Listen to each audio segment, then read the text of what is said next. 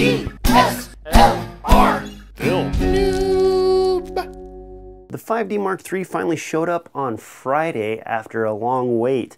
I was in the 4th batch of shipping from B&H, but they got it to me relatively fast and I was able to start playing with this camera over the last couple of days. Thought I'd give you my first impressions of the 5D Mark III and let you know if I feel like it was well worth the money that I spent on this body. As you probably already know, the 5D Mark III does excellent in low light situations. I've been shooting at 6400 and 12,800 ISO. Those are unheard of numbers on the 5D Mark II and anything below that, and this has been performing quite well. The footage looks at least as good as 3200 ISO on the 5D Mark II, and I would say it almost closely relates to the 1600 ISO on the Canon T2i. The video footage from this has been very usable, plus with the new ALL-I codec, I'm able to do a lot of color correction in post, giving me a little bit more options to squash those darker areas and keep it from looking noisy. The only problem I'm having with the new codec is trying to find a standalone player to view the footage before I load it into my editor. In the brief bit of testing I've done with the Canon 5D Mark III, the audio inputs seem to be a little bit noisy. I still have to do more tests to confirm this for sure, but I have been seeing a little bit of noise floor in the quiet sections of the audio recorded directly into the camera. So you might still want to hang on to your audio preamps if you plan to record audio directly into the 5D Mark III. The autofocus system on the Canon 5D Mark III is excellent. It does a great job of tracking your subject even in low light situations like 12,800 ISO. Adjusting the autofocus system on the 5D Mark III is pretty similar to adjusting the autofocus system on the Canon 7D. So if you're moving up from the 7D to the 5D Mark III, you should be pretty familiar with the autofocus system and shouldn't have much trouble getting started with the 5D Mark III. If you're a Magic Lantern user, you're probably already used to having audio levels on screen, along with the ability to adjust your input levels. Well, with the 5D Mark III, you now have silent adjustment mode, so you can raise and lower the volume from the dial on the back of the camera while you're filming.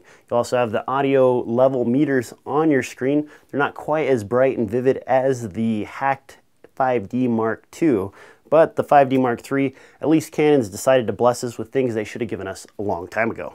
The dual card slot on the Canon 5D Mark III has allowed me to use some of the faster SDXC 64 gig cards that I have laying around the house. Those cards are significantly less expensive than the 64 gig compact flash equivalents, and it's nice to know that they can keep up with the data rates of the new, more advanced codec that comes with the Canon 5D Mark III.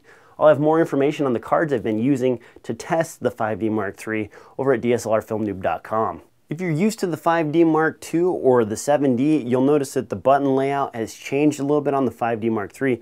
They've copied the 7D in a few ways by adding the start-stop switch up here at the top next to the viewfinder and adding the on-off switch here. They've also added a lock button to the scroll wheel here, which is kind of a who cares type of deal, and they've moved the Q button over to the right hand side of the camera. That makes it a little bit more convenient to reach with your thumb. On the other hand, they've added extra buttons like the rate button, the zoom button is now on the left hand side, and a few other extra odd buttons that are on the camera. The Canon 5D Mark III uses the same LPE6 batteries that work with the Canon 5D Mark II and Canon 7D. So if you already have a collection of those batteries, you'll be set in the battery department for the 5D Mark III. So those were my first impressions and things I noticed about the Canon 5D Mark III.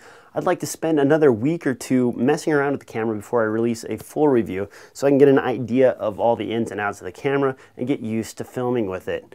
I'll have constant updates over at DSLRFilmNoob.com on what I'm doing with the 5D Mark III, what kind of cards I'm using, and how it's working out so far. Right now, I'm pretty happy with the body, even though it costs $3,500.